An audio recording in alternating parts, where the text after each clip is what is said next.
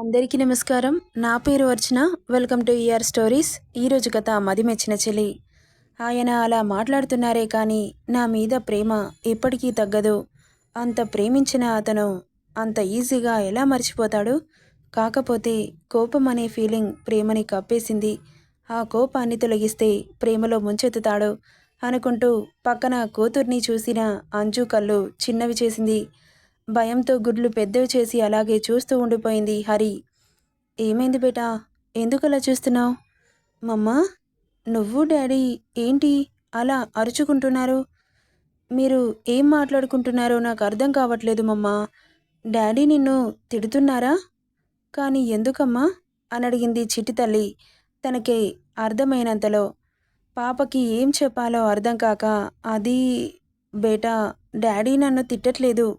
నేను తనకి దూరంగా ఉన్నాను కదా, అందుకే కోపం వచ్చింది.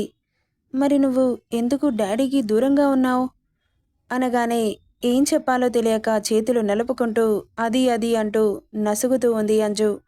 కూతురు క్వశ్చన్కి హర్ష ఫేస్లో సైడ్ స్మైల్ రాగా, మమ్మాకి ఒంటరిగా ఉండడం అంటే ఇష్టం బేటా, అందుకే నన్ను వదిలేసి వెళ్ళిపోయింది అన్నాడు హర్ష. ఆ మాటకి తల తిప్పి హర్షని చూసింది అంజు. ఇప్పుడే వెళ్ళాడు, ఎప్పుడొచ్చాడా అని. నిజమా మమ్మా? నీకు ఒంటరిగా ఉండడం అంటే ఇష్టమా? మరి నన్ను ఎందుకు నీ దగ్గర ఉంచుకుంటున్నావు అని అడిగిన కూతురు ప్రశ్నకి షాక్ కొట్టినట్లు చూస్తూ ఉంది. చెప్పు మమ్మా, నన్నెందుకు నీ దగ్గర ఉంచుకుంటున్నావు అని అడిగింది ముద్దు ముద్దుగా. నువ్వొక్కదానివే కావాలంట, నేనవసరం లేదంట. అదేంటి మమ్మా? డాడీ ఏం తప్పు చేశారని డాడీని ఎందుకు వద్దు అనుకుంటున్నావు? ప్లీజ్ మమ్మా, డాడీని యాక్సెప్ట్ చేయి. నాకు డాడీ కావాలి, నువ్వు కావాలి. నాకు నువ్వు లేకపోయినా డాడీ లేకపోయినా నేను ఉండలేకపోతున్నాను మమ్మా, ప్లీజ్ అంటూ ఏడుస్తూ అంజలిని హర్షని చుట్టేసింది. పాపని అలా చూస్తుంటే అంజలి మనసు మెలిపెట్టినట్లు అయింది.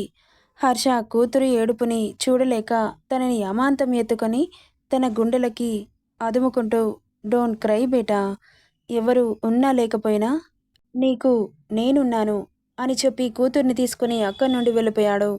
మరి నేను వద్దా అనింది అంజు. ముందుకు అడిగేసేవాడల్లా అక్కడే ఆగాడు. నువ్వు కూడా కావాలి మమ్మా, ఐ వాంట్ యూ అనింది పాప. అంజలి నవ్వుతూ దగ్గరికి వచ్చి కూతురి భుజం మీద చెయ్యి వేసి థ్యాంక్ యూ బేటా అనింది. తల తిప్పి తనని షార్ప్గా చూశాడు. సైలెంట్గా తల కిందకి దించింది అంజు. డాడీ, మనకి మమ్మీ కూడా కావాలి అంది అంజు చెయ్యి పట్టుకొని. ఇక మాట్లాడలేదు హర్ష. పాప అంజు చేతిని పట్టుకోగానే ముగ్గురు ముందుకు నడిచారు. అలా నడుస్తూ వస్తున్న వాళ్ళని చూసి మేడ్స్ అలాగే చూస్తూ ఉండిపోయారు. డాడీ, మనం బయటకెళ్దామా ప్లీజ్, మమ్మీతో కలిసి అంటూ మారం చేస్తుంటే, sorry beta, I'm lot of work అన్నాడు హర్ష. అని మూతి బిగించింది. ఇంకోసారి వెళ్దాం బేటా, ట్రై టు అండర్స్టాండ్ అన్నాడు హర్ష. ఓకే డాడీ అనింది బుద్ధిగా తలూపుతూ. ఇక అంతలో మొబైల్ రింగ్ అవుతుంటే, నువ్వు ఆడుకో బేటా, నేను ఇప్పుడే వస్తాను అంటూ కాల్ లిఫ్ట్ చేసి బయటకెళ్ళిపోయాడు. వెళ్తున్న హర్షని అలాగే చూస్తూ ఉండిపోయింది అంజు. ఆయన కోపం ఎలా పోగొట్టాలో ఆమెకు అర్థం కావట్లేదు. పరిగెడుతున్న కూతుర్ని చూసి నిట్టూర్చింది. ఇక అంతలో అంజు మొబైల్ కూడా రింగ్ అవుతుంటే కాల్ లిఫ్ట్ చేసి చెప్పండి అనింది. మేడం, ఎమర్జెన్సీ కేసు వచ్చింది, మీరు వెంటనే హాస్పిటల్కి రావాలి అనడంతో ఓకే వస్తున్నా అంటూ వెనక ముందు ఏం ఆలోచించకుండా అక్కడి నుండి బయలుదేరింది. ఇక గుమ్మం దాటుతుండగా ఎదురయ్యాడు హర్ష. ముందుకు పడుతున్న అడుగులు అక్కడే ఆగిపోగా అతన్ని చూసి హాస్పిటల్ నుండి కాల్ వచ్చింది, నేను వెంటనే హాస్పిటల్కి వెళ్ళాలి అని తడబడుతూ చెప్పింది. ఆమె చెబుతుండగానే అవసరం లేనట్లుగా అక్కడి నుండి వెళ్ళిపోయాడు హర్ష. బాధేసింది తనకి, కానీ ఇప్పుడు కోపంగానే ఉన్నాడుగా, మెల్లగా మార్చుకుందామనుకుంటూ లేట్ చేయకుండా అక్కడి నుండి హాస్పిటల్కి బయలుదేరింది. మేడం, బిడ్డ అడ్డం తిరిగినట్లుంది, ఆమె పల్స్ రేట్ పూర్తిగా పడిపోయింది, త్వరగా రండి అని చెప్పడంతో సిజేరియన్కి అన్నీ రెడీ చేశారా? హా మేడం, మీరు రావడమే లేట్ అని చెప్పడంతో పరుగులాంటి నడకతో ఆపరేషన్ థియేటర్లకు వెళ్ళింది. ఇక మాస్క్, గ్లౌజెస్, యూనిఫామ్ ధరించి ఆపరేషన్ మొదలుపెట్టింది అంజు. కాసేపటికి కేర్మంటూ సౌండ్ వినిపించడంతో అంజలి పెదవుల్లో స్మైల్ వచ్చి చేరగా బయట టెన్షన్ పడుతున్న వాళ్ళు చాలా సంతోషపడిపోయారు. పాపని క్లీన్ చేసి వాళ్ళ చేతిలో పెట్టి వెళ్ళిపోయింది అంజు. ఆపరేషన్ సక్సెస్ అవడంతో రిలాక్స్ అయింది అంజు. తన స్పృహలోకి రావడానికి టైం పడుతుంది, ఐసీయూలోకి షిఫ్ట్ చేయండి అని చెప్పి తన క్యాబిన్లోకి వెళ్ళిపోయింది. ఎందుకో మనసు ప్రశాంతత కోరుకుంటుంటే శానిటైజ్ చేసుకొని తన సీట్లో కూర్చొని సీటు వెనక్కి తలవాల్చి శూన్యంలోకి చూస్తూ ఉంది అంజు. ఇన్నేళ్ల తర్వాత హర్షని చూసినందుకు సంతోషంగా ఉంటే తన మాటలకి బాధ కూడా కలుగుతోంది. కానీ ఎప్పటికీ అతన్ని వదిలి వెళ్ళకూడదు అని మాత్రం ఫిక్స్ అయింది అంజు. ఒకవేళ అలాంటి సిచ్యువేషనే వస్తే చావనైనా చస్తాను కానీ అతన్ని దూరం చేసుకోను. ఈసారి దూరమైతే ఇక ఎప్పటికీ కలవము అని అలాగే ఆలోచనలలో ఉండగానే అలసిపోయి అలాగే నిద్రలోకి జారుకుంది. ఎన్నడూ లేనిది ప్రశాంతమైన నిద్ర పట్టడంతో నిద్రలోనే ఆకాశంలో తేలుతున్న ఫీలింగ్ కలుగుతోంది. ఎంత హాయిగా ఉందంటే ఇన్నేళ్ల కాలంలో ఎప్పుడూ కలగలేని ఫీలింగ్ అది.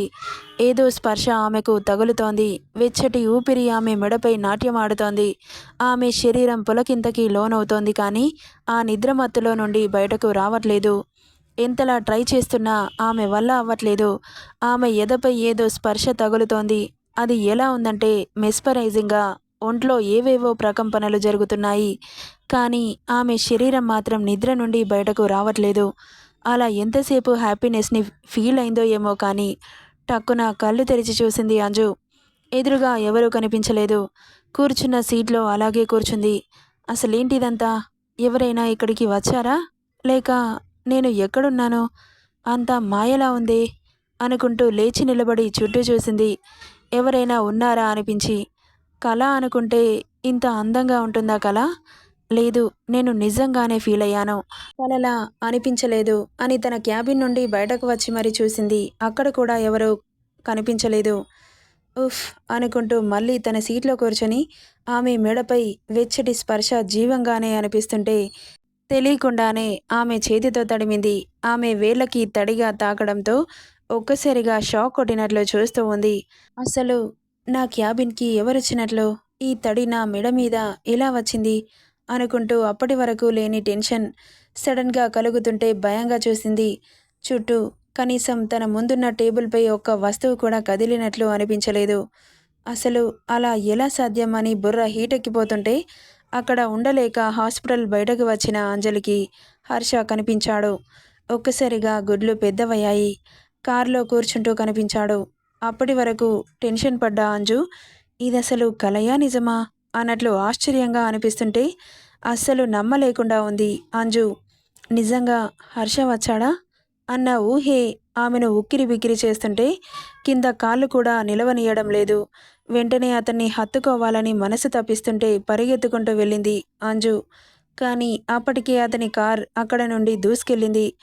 పర్లేదులే, ఎలాగైతేనేం ఇది నిజమే అని అర్థమైపోయింది అని మనసు గాలిలో తేలుతుంటే హాస్పిటల్లో ఉండబిద్దవగా ఇంటికి బయలుదేరింది అంజు. ఇంటికి వెళ్ళగానే కూతురు ఎక్కడుందా అని వెతుక్కుంటూ తన టాయ్ రూమ్లోకి వెళ్ళింది. హరి చాలా సంతోషంగా ఉంది, ఎన్నడూ చూడని విధంగా. ఇక తల్లి వచ్చిన ప్రెజెన్స్ తెలుస్తుంటే పరిగెత్తుకుంటూ వచ్చి మమ్మ వచ్చేసావా అని హత్తుకుంది అంజు. పాపని ఎత్తుకొని చాలాసేపు టాయ్స్తో ఆడిపించి నైట్ అవుతుంటే తనకి తినిపించాలని డైనింగ్ రూమ్లోకి తీసుకొచ్చింది. మమ్మ నాకు ఆకలిగా లేదు, నాకేం వద్దు. అదేంటి బేటా, ఏం తినకపోతే నీకు ఎనర్జీ ఎలా వస్తుంది? నాకు అస్సలు తినాలనిపించట్లేదు మమ్మ. అలా అనకు నాన్న, మా బుజ్జి కదూ అంటూ బుజ్జగిస్తూ కూతురికి తినిపించి ఆడి ఆడి అలసిపోవడంతో తల్లి ఒడిలోనే హాయిగా నిద్రపోయింది హర్షిత. కూతుర్ని భుజాన వేసుకుని రూమ్కి వచ్చి బెడ్ మీద మెల్లగా పడుకోబెట్టింది. పదవుతున్న హర్ష ఇంటికి ఇంకా రాలేదు. తినకుండా అతని కోసం వెయిట్ చేస్తూ ఉంది. ఇప్పుడు కాల్ చేయడానికి కూడా లేకపోవడంతో హాల్లోకి వచ్చి సోఫాలో కూర్చుంటూ హర్ష కోసం 1000 కళ్ళతో ఎదురుచూస్తోంది. ఇంత టైం అవుతున్న ఆఫీస్లో ఏం చేస్తున్నారు? ఎవరిని అడగాలి? నాకిక్కడ ఎవరూ తెలీదే అనుకుంటూ అటువైపు వెళ్తున్న మెయిడ్ని పిలిచి పిన్నిగారు, ఆయన ఆఫీస్ నుండి ఎన్ని గంటలకి ఇంటికొస్తారు? ఇప్పుడు వస్తారమ్మా, ఆయనకి వడ్డించి నేను ఇంటికెళ్తాను అనింది. వద్దు పిన్నిగారు, నేను వడ్డిస్తాను, మీరు వెళ్ళండి. వద్దమ్మా, ఆయనకు తెలిస్తే నన్ను జాబ్లో నుండి తీసేస్తారు అనగానే ఇప్పుడు ఎలాగో నా మీద కోపం ఉందిగా, నేను వడ్డిస్తే తింటాడో లేదో అనుకుంటూ సరే అనింది. ఇక ఆమె ఎదురుచూపులకి హర్ష రానే వచ్చాడు. అతను వచ్చాడు అన్న కార్ హారన్ సౌండ్ తెలుస్తుంటే ఎందుకో అంజలి గుండెల్లో గుబులు మొదలైంది. ఆమెకు తెలియకుండానే సోఫాలో నుండి లేచి నిలబడి ఇంట్లోకొస్తున్న హర్షని భయంగా చూస్తోంది అంజు. ఆమెను చూసి కూడా చూడనట్లే తన రూమ్‌కెళ్ళిపోయాడు హర్ష. వెళ్తున్న హర్షని చూసి చాలా బాధేసింది తనకి. హర్ష రూమ్‌కి వెళ్ళి పడుకున్న కూతురి నుదిటిపై ముద్దిచ్చి చిన్నగా నవ్వుకుంటూ వాష్‌రూమ్‌కెళ్ళిపోయాడు. ఫ్రెష్ అయ్యి కిందకొస్తున్న హర్షని చూస్తోంది అంజు. ఆమె పొజిషన్ ఏమాత్రం మారలేదు. అలాగే ఉంది.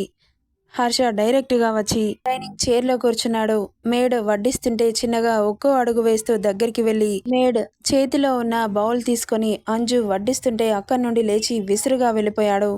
వెళ్తున్న హర్షని చూసి పరిగెత్తుకుంటూ వెళ్ళి అతని చెయ్యి పట్టుకుంది. ఆమె చేతిని విసిరికొట్టి వెనక్కి తిరిగి షార్ప్‌గా చూస్తూ ఇండెక్స్ ఫింగర్ చూపించాడు. డోంట్ టచ్ అంటూ కన్నీళ్లతో అతన్ని చూసింది అంజు. ఇక కరగడు అని ఆమెకు కూడా తెలుసు కాబట్టి అతని వెనకాలే వెళ్ళింది. ఆమె కూడా అసహనంగా అతని రూమ్‌కి వెళ్ళి బాల్కనీలో అటువైపు నిలబడి సిగరెట్ పీలుస్తూ కనిపించాడు. తినాలని కూర్చున్న అతనికి వడ్డించి తప్పు చేశానా? తినకుండా చేశానే అని ఆమె మనసు కకావికలమవుతుంటే ఇప్పుడు ఎంత బ్రతిలాడినా నో యూస్ అనుకున్న అంజు అక్కడే నిలబడి అతన్ని చూస్తూ ఏడుస్తోంది తప్ప అతన్ని కదిలించట్లేదు. ఇక ఎంత ఆపుకుందామనుకున్నా మనసు ఆగదుగా. ఒక్కో అడుగు వేస్తూ దగ్గరికి వెళ్ళి కదిలించాలా వద్దా అని ఆలోచిస్తూనే ఇక ఏదైతే అది జరుగుతుంది. అతనికి ఎంత కోపం ఉందో ఆ కోపమంతా తీర్చేసుకొని అని వెనక నుండి హత్తుకుంది అంజు. ఆమె స్పర్శకి మైమరిచిపోతున్న బుద్ధి వద్దని వారిస్తుంటే అంజు చెయ్యి పట్టి ముందుకు తెచ్చుకొని, "ఇన్నిసార్లు చెప్పాలి ముట్టుకోవద్దని? ఎందుకు ముట్టుకుంటున్నావు? ప్లీజ్ హర్ష, కోపం ఉంటే తిట్టు కొట్టు, అంతేకాని ఇలా దూరం పెట్టకు. నేను భరించలేకపోతున్నాను. ఒక్కరోజుకి నువ్వు ఇంత విలవిలలాడిపోతున్నావు. అన్ని సంవత్సరాలుగా నేను ఎంత బాధపడ్డానో నీకు తెలుసా?" అన్నాడు అదే సీరియస్నెస్తో. అతని మాటకి తల కిందకి దించి, "sorry Harsha, I am really sorry. ఏం చేయాలో చెప్పు, చేస్తాను. అంతేకాని నన్ను అవాయిడ్ చేయకు. నిన్ను చూస్తూ నేను దూరంగా ఉండలేకపోతున్నాను. నీ ప్రేమ నాకు కావాలి. నీ స్పర్శ నాకు తగలాలి. నీ చూపు నన్ను తాకాలి" అని అతని చెయ్యి పట్టుకోబోతే విసిరికొట్టి ఆమెను రేలింగ్‌కి ఆన్చి ఆమె కళ్ళలోకి సూటిగా చూస్తూ ఉంటే అతని చూపులకి నిలువెల్లా టెన్షన్ పడిపోతోంది అంజు. నెక్స్ట్ పార్ట్‌లో ఏం జరుగుతుందో చూద్దాం. ఈ స్టోరీ ఎలా ఉందో కామెంట్ చేయండి guys. Thank you for listening.